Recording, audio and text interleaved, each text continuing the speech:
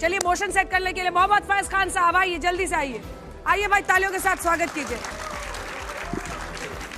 हाफिज गुलाम server साहब, तालियों के साथ बहुत बहुत स्वागत। हमने सोचा कि आज जिनको प्लेइंग 11 में नीचे रखा गया है उन्हीं की से ओपनिंग करा दी जाए। मोहम्मद फैज खान साहब, इस विषय पर कि क्या ईरान का हट उसे ले डूबेगा, आपका बोलने का 2 मिनट का समय शुरू होता है अब। बिस्मिल्लाहिर्रहमानिर्रहीम। भारत माता की। आदरणीय अंजना जी, जिसमें लचक है उसी में जान है। अकड़ तो खाक मुर्दे की पहचान है, और अकड़ चाहे ईरान में हो, हट चाहे इजराइल में हो या अमेरिका में हो, किसी का भी हो, अकड़ और हट हर व्यक्ति को ले डूबता है। इसलिए मैं बारंबार कहता हूं कि सबसे बढ़िया पॉलिसी भारत की है गुटनिरपेक्षता और पंचशीलता की। अब मैं एक बात यहां पर आप लोगों को बताना चाहता हूं। भारत में एक धार्मिक समूह है जो कि धर्म प्रमुख होने के नाते ईरान को अपना आइडियल मानता है। ठीक है साहब, आप ईरान को अपना आइडियल माने, लेकिन मैं कहना चाहता हूं इस आड़ में हमारी सेना को, हमारे प्रधानमंत्री को, देश की जनता को और भारत को अब शब्द नहीं कहिए। आप जहां का खाते हैं आपको वहीं का गाना पड़ेगा। ये नहीं खाएंगे यहां का और गाएंगे गाजा, फिलिस्तीन और ईरान का। बाकी ईरान में मानवीयता के नाते कोई सहायता की जरूरत पड़ती है, इजराइल में हम लगातार उसके साथ है। मैं आपको बताना चाहता हूं कि पहले अंजना जी, आपको मुझसे कुछ तकलीफ है तो बात कर लेती।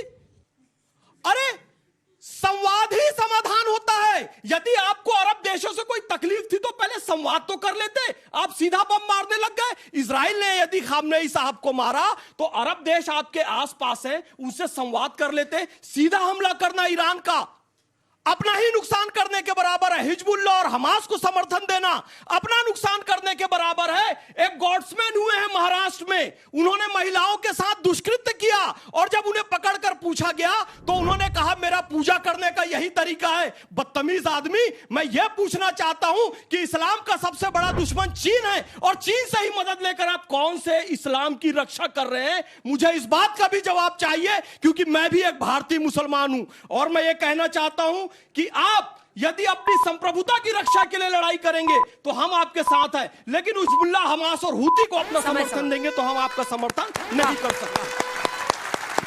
भाई अपनी अपनी टीम के लिए आप लोग तालियां बजाए कीजिए, जोश बढ़ाइए। गुलाम सरवर साहब, क्या ईरान का हट उसे ले डूबेगा? आपका 2 मिनट का समय शुरू होता है अब। सबसे पहले तो हमारे पैनलिस्ट फैज भाई पूरे 2 मिनट में बाउंड्री से बाहर रहे, बाउंड्री के अंदर आए ही नहीं। सब्जेक्ट ये है कि क्या ईरान का हट उसको ले डूबेगा। मैं समझता हूँ ये ईरान का हट है ही नहीं, ये ईरान का एक क्लियर पोजीशन है। और फैज भाई को पता नहीं चिट्ठी ईरान ने क्यों नहीं लिखी, मुझे ये बात पता नहीं, क्योंकि ये कह रहे हैं कि पहले बता देना चाहिए था सऊदी को, कतर को, बहरीन को, ओमान को, मस्कत को, अबुधाबी को, दुबई को, सबको पहले एकदम बता देना चाहिए। बैठ के मीटिंग कर लेनी चाहिए, उनके साथ नाश्ता भी कर लेता तो ज्यादा अच्छा होता। अरे भाई, ईरान क्लियर शुरू से कह रहा है, बार बार कह रहा है, ये आप उसका हट कह रहे हैं या उसको उसकी पुरानी रट आप कहिए, इसको हट नहीं कहिए, पुरानी रट है। क्लियर लाइन है ईरान का कि भाई हम इस क्षेत्र में एक बैलेंस बनाना चाहते हैं, जो इजराइल ने बैलेंस बिगाड़ा है अमेरिका की शह पे। और आज जब हम आपके आज तक पर बात कर रहे हैं, आज डोनाल्ड ट्रंप ने कहा कि मैं कहूंगा दिन तो नेतन्याहू भी कहेंगे दिन, मैं कहूंगा जंग बंद तो नेतन्याहू भी कहेंगे जंग बंद।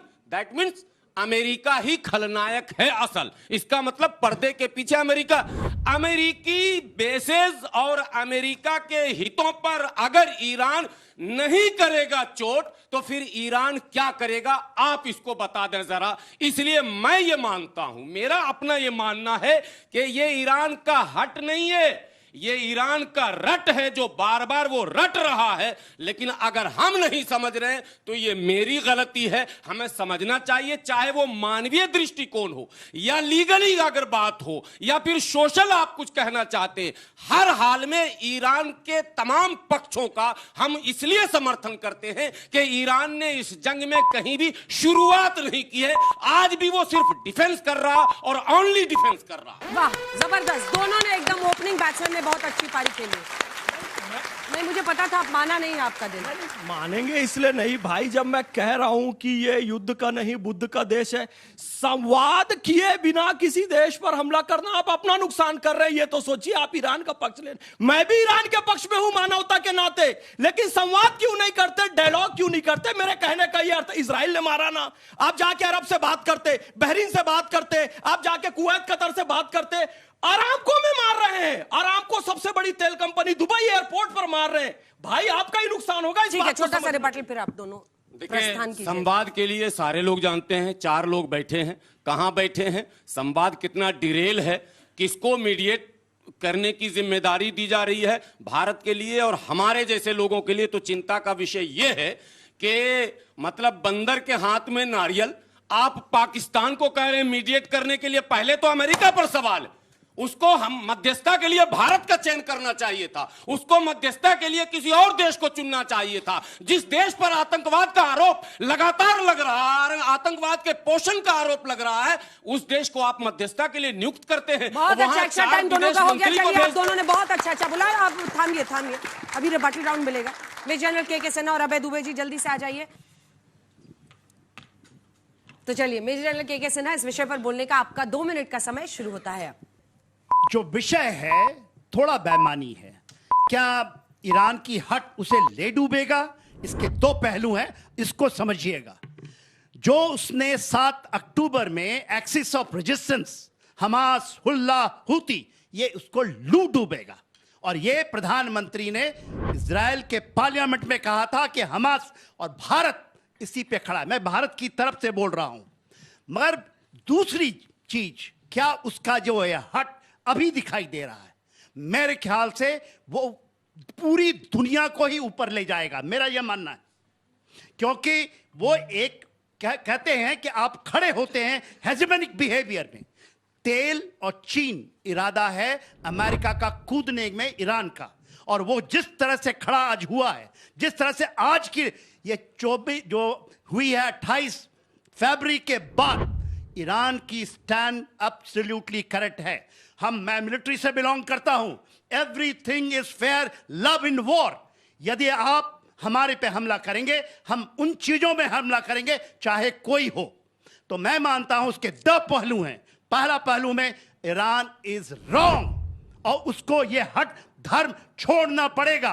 आज भी नहीं छोड़ रहा है। वो जो आतंकवाद है उसका एपी सेंटर यदि आप बन कर निकलेंगे, पाकिस्तान होता था, आज उसकी आदि। और मेरे ख्याल से आज आने वाले समय में ईरान की पूरी सत्ता रिजीम इस चीज को जान चुकी है। हाँ, उससे कैसे एग्जिट करेंगे आपके ऊपर। मेरे ख्याल से 15 पॉइंट में 1 पॉइंट ही सही है, और वो मांगते हैं कि ये एक्सिस ऑफ रेजिस्टेंस जो आप सपोर्ट करते हैं, इसको छोड़िए। और मैं मानता हूं ये हट धर्म उनको छोड़ना होगा। दूसरा, जो हट धर्म आपने अपनाया है, मैं उसके साथ खड़ा हूं। ठीक है, वाह, जबरदस्त। भाई यहाँ पर टीम लीडर थोड़ा हिचकोले खा रहे हैं, दोनों तरफ के हिचकोले वो खा रहे हैं। दिलचस्प है, ठीक है सर। चलिए, अभय दुबे जी, इस विषय पर बोलने का आपका 2 मिनट का समय शुरू होता है अब।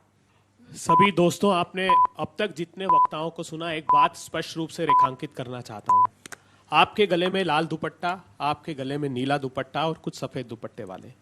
क्या हम अमेरिका के नेतृत्व को लाल दुपट्टा प्रतिबिंबित करता है? क्या ईरान के समर्थक होने को नीला दुपट्टा प्रतिबिंबित करता है? क्या न्यूट्रलिटी को लेकर सफेद दुपट्टा प्रतिबिंबित करता है? आज हम सबके गले में भारत के तिरंगे का दुपट्टा होना चाहिए, और मैं इस बात से बिल्कुल 100% सहमत हूं। इन्होंने कहा कि हम न्यूट्रलिटी में विश्वास रखते हैं, बिल्कुल, हम नॉन अलाइनमेंट मूवमेंट के लोग हैं।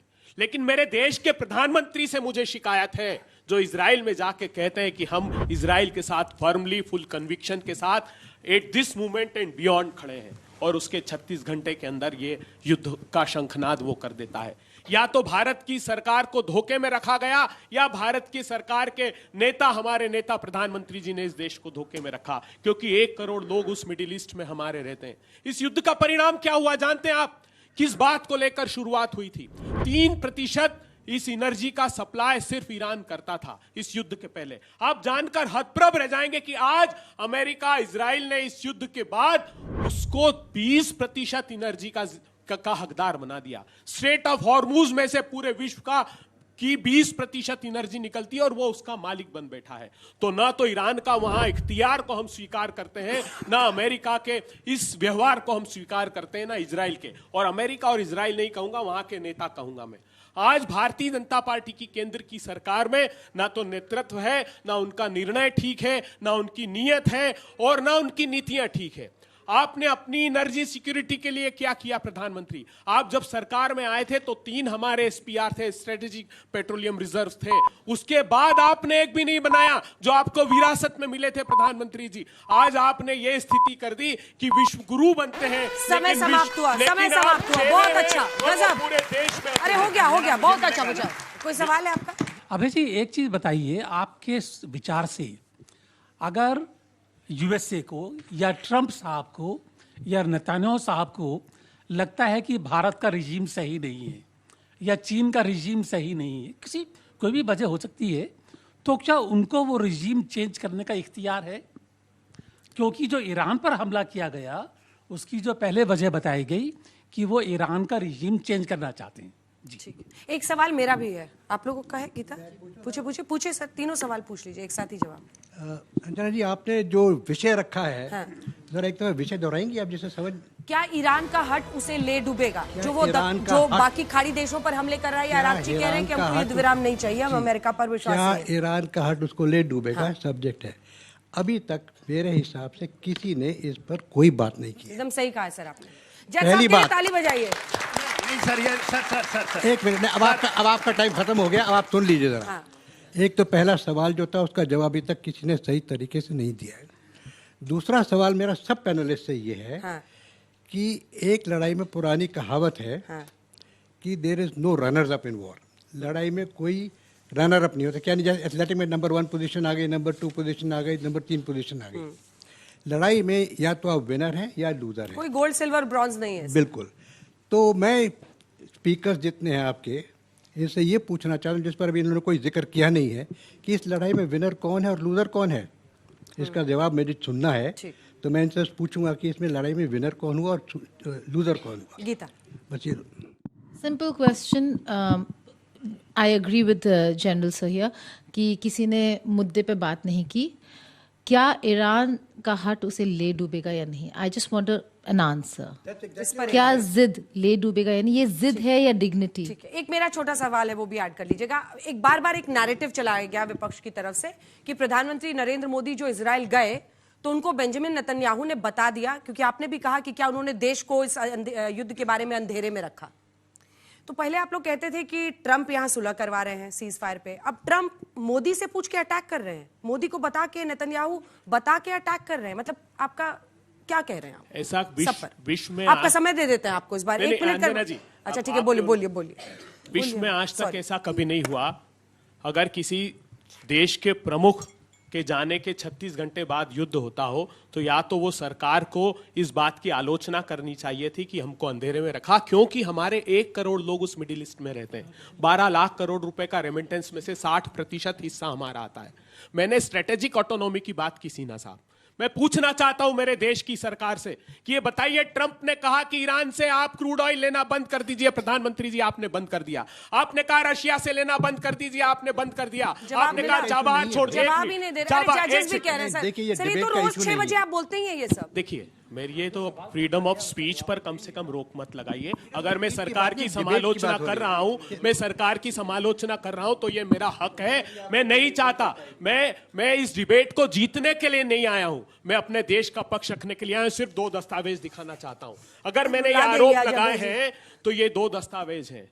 जब ईरान के विदेश मंत्री 2012 में 8 मई को हिंदुस्तान आते हैं और हिलेरी क्लिंटन आती है ये संदेश लेकर भारत में कि आप ईरान से क्रूड ऑयल लेना बंद कर दीजिए, तब हमारे विदेश मंत्री कहते हैं कि किसी भी प्रकार का, एक पत्रकार ने पूछा, मैं इस चैनल पर उसका नाम नहीं लेना चाहता हूं, 2 पत्रकार थे, उन्होंने कहा कि यूनाइटेड नेशन की सिक्योरिटी काउंसिल तय करती है कि किस देश पर प्रतिबंध लगाया जाए। ये उनके सम्मुख कहा हमारे भारत की सरकार ने। ये स्ट्रेटेजिक ऑटोनॉमी थी और ये सरेंडर सरकार हर मोर्चे पर अगर सरेंडर करती है तो मेरा हक है। मैं डिबेट जीतने के लिए नहीं, देश का पक्ष रखने के लिए।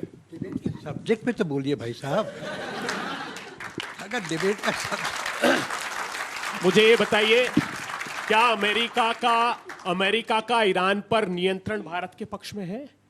आप कहते हैं ईरान अपनी हठधर्मिता छोड़े, तो क्या यह बात अमेरिका के लिए और इजराइल के लिए नहीं सही है? क्या यह लड़ाई सिर्फ पेट्रो डॉलर की लड़ाई नहीं है? आपने कहा कि हम उनका जो न्यूक्लियर इनरिचमेंट है, ये तो जून में 25 में भी आपने जवाब दिया था। सर, जवाब मिल गया, हम लोगों को मिल तबाह गया, कर दिया, सर, हमने मिल गया, तबाह कर जवाब दिया। मिल गया। तो ना ईरान का स्ट्रेट ऑफ हॉर्मूज पर कब्जा ठीक है, ना इजराइल और अमेरिका का व्यवहार ईरान के साथ ठीक है। आप भविष्य के भारत को ये एक रास्ता तय करना पड़ेगा, और अब वर्ल्ड ऑर्डर भी चेंज होगा इस युद्ध के बाद, याद रखिएगा। तो तालियों के साथ आप दोनों का बहुत बहुत धन्यवाद, बहुत धन्यवाद। आइए आशुतोष जी और हर्षवर्धन त्रिपाठी जी, अब देखिए आप लोग क्लोजिंग टच देने आ रहे हैं, प्लीज विषय पर रहिएगा। क्या ये हट उसे ले डूबेगा? इस विषय पर बोलने का हर्षवर्धन त्रिपाठी जी, आपका 2 मिनट का समय शुरू होता है अब। नहीं, निश्चित तौर पर अंजना जी, इसमें कोई संदेह नहीं है, और दुनिया को बहुत साफ साफ दिख रहा है। मुझे लगता है दुनिया से ज्यादा ईरान के लोगों को ये दिख रहा होगा। और जब हम ये बात करते हैं कि ईरान को उसका हट ले डूबेगा, तो सबसे पहले इसी की बात कर लेते हैं। जैसे अभी एक फैक्ट ही गलत रखा गया कि 20% जाता था ईरान, अब उसका कब्जेदार हो गया।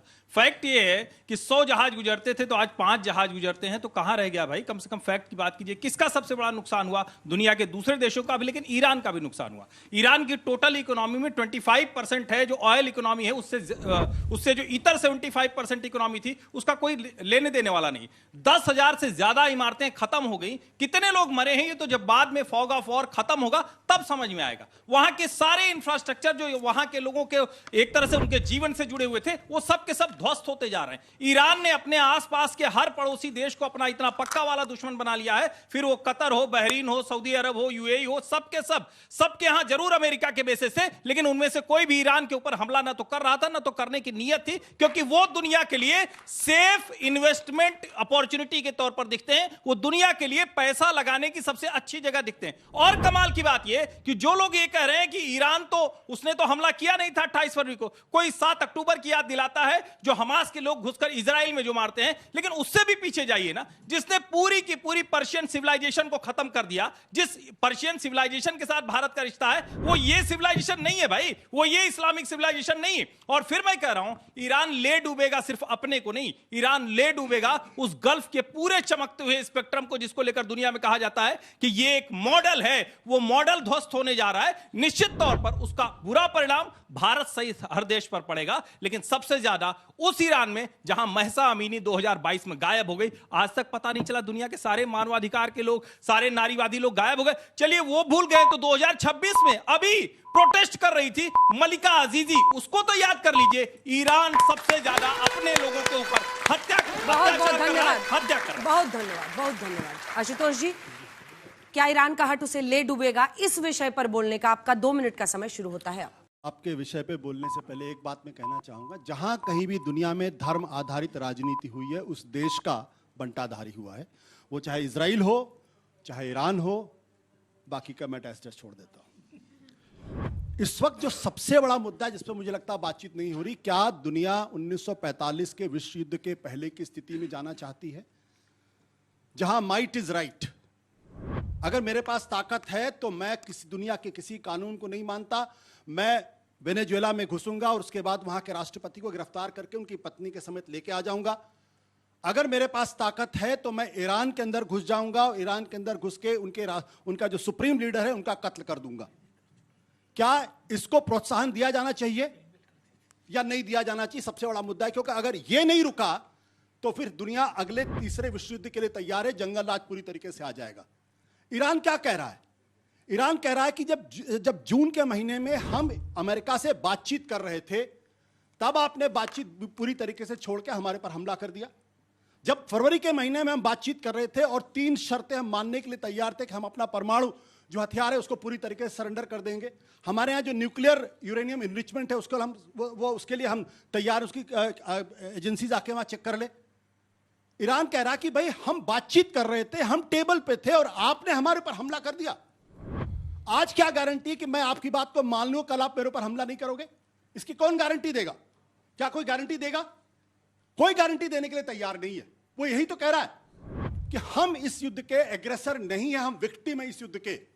और एक बात समझना पड़ेगा, जो रोल इजराइल की बहुत तारीफ करते हैं, उनको मैं एक शब्द का इस्तेमाल करना चाहता हूं, नकबा। नकबा वो शब्द है 1936 के आसपास, जब फिलिस्तीन के गांव उजाड़ दिए गए, बड़े पैमाने पर लोगों का कत्ल किया गया। लोग भूल जाते हैं इस बारे में।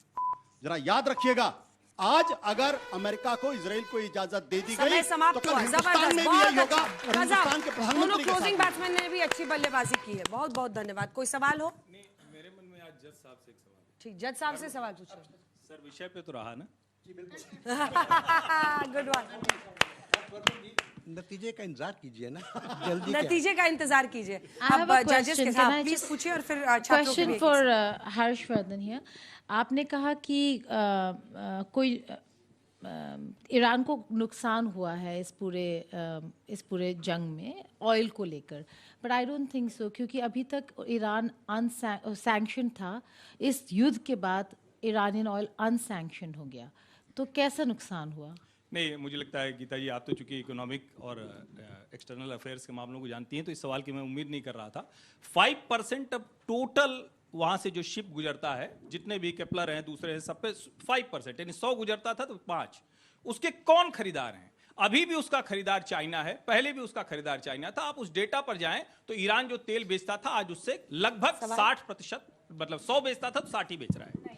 ऑन द हाई सीज जितना भी ईरानियन ऑयल है अब वो लीगली बिका है इन चाइनीज युआन, तो ईरान नुकसान में नहीं है। ईरान का आपका जो ब्लैक में बिक रहा था अब it is kosher. Ironically I am using the word kosher. एक सेकंड रुक जाइए। हाँ, मैम मेरा सवाल मुझे उनसे लगता था। है कि इस पूरे ठीक है, एक युद्ध सेकंड में रुक जाइए आशुतोष जी। आप ही दोनों खड़े हैं, जल्दी से। मेरा सवाल उनसे था, आपने कहा ईरान खुद को डिफेंड कर रहा है। दुबे जी से? हाँ, नहीं वो जो सबसे सरवर साहब से। अगर ईरान खुद को डिफेंड कर रहा, मतलब खाड़ी देशों पर हमला और हार्मुज स्ट्रेट दक्षिणी एशियाई देशों के व्यापार को प्रभावित करना, अगर ये डिफेंड कहा जाता है तो उसका अटैक क्या होगा? अटैक किसको कहते हैं? क्या बात है, बहुत अच्छा। इधर से बीच से कोई शांति प्रिय पक्षी जो है, जितने शांति प्रिय पक्षी हैं, कोई सवाल नहीं है आपके मन में? कोई सवाल नहीं आ रहा आप लोगों के नीले हिस्से से? वाह, आज तो गजब ही है। तो मैं ही एक सवाल जोड़ देती हूँ कि ईरान की अर्थव्यवस्था को जो नुकसान हो रहा है, क्योंकि हम लोग विदाउट टेकिंग साइड्स फैक्ट्स पर बात करते हैं, करोड़ रुपए का नोट छापना पड़ रहा है जिसका वैल्यू 713 रुपए है। चावल, दाल, एक एक चीज की कीमत, मतलब आम ईरानियों के एक्सपेंस पर आप इस युद्ध को आगे ले जा रहे हैं, क्योंकि आपको अमेरिका को सबक सिखाना है। खाड़ी देशों पर हमले कर रहे हैं, हॉर्मुज को हथियार बना रहे हैं। जवाब अंजना जी, मुझे लगता है कि आपका सवाल बुनियादी तौर पे गलत है, क्योंकि यहां ईरान ने अमेरिका के ऊपर हमला नहीं किया, या ईरान ने इजराइल के ऊपर हमला नहीं किया। और किसी भी, ये दुनिया का पहला सिद्धांत है सेल्फ डिफेंस। आप मेरे ऊपर हमला कर रहे हैं, मैं क्या करूं? अपनी गर्दन कटवा दूं? नहीं, दूसरे की नहीं काटेंगे ना। एक सेकंड, काउंटर है सर। जैसे जो उस बच्चे ने बोला, ठीक है आप मेरी गर्दन काट रहे तो मैं आपकी काटूंगी ना। सॉरी, इधर। हाँ, मैं उसका तो नहीं काटने लगूंगी, तू इधर आ, तेरा गर्दन काटना है। आप मेरी ये उसका सवाल था। आप मेरी गर्दन काटना, अगर आप मेरा काटेंगे तो मैं फिर देखा सहर्ष जाएगा। अपनी गर्दन आपके सामने रख Exactly. दूंगा। Can I come in over here?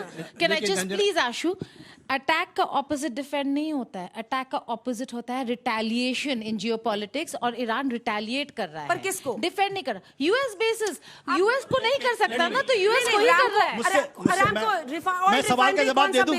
Hotel में वो फिर भी कह रहे हैं, मैं सवाल का होटल में जवाब फिर भी कह रहे हैं कि भाई होटल में आर्मी चली गई है, पर ऑयल रिफाइनरी में कौन सी अमेरिकन आर्मी बैठी है? ओमान के फॉरेन मिनिस्टर ने कहा था कि 6 मार्च को बड़ा खुलासा होगा, और यह भी कहा था कि ईरान जो है अमेरिका की तीनों शर्तें मान गया है। जब तीनों शर्तें मान गया, उसके बाद आपने ऊपर क्यों हमला किया? और दूसरी बात है, ईरान को मालूम है कि वो कभी भी अमेरिका की ताकत का मुकाबला नहीं कर सकता, कभी भी नहीं कर सकता। ना उसके पास वो टेक्नोलॉजी है, ना उसके पास वो डिफेंस आर्मामेंट है, ना उसके पास वो इकोनॉमिक रिसोर्सेज है। एक कमजोर क्या करेगा वो अपने डिफेंस के लिए? जान दे दे, वो पूरा मुल्क सरेंडर कर दे? क्या ये चाहते हैं आप लोग? जब सऊदी अरेबिया के मिलिट्री बेस से, यूएई के मिलिट्री बेस से, कतर के यूएई बेस से, कुवैत के मिलिट्री बेस से अगर उसके ऊपर हमला होगा तो क्या जवाब नहीं देगा? वो रिटेलिएट नहीं करेगा? वो रिटेलिएट, वो क्या कह रहा? वो यही तो कह रहा है कि मुझे ये गारंटी दीजिए आप लोग कि मेरे ऊपर आगे हमला नहीं हो। यही तो कह रहा वो। आप बार बार मेरे घर पे हमला करते रहे हो, मैं बोलूंगी भी नहीं, मैं बोलूं भी नहीं, मैं पत्थर भी नहीं मारूं।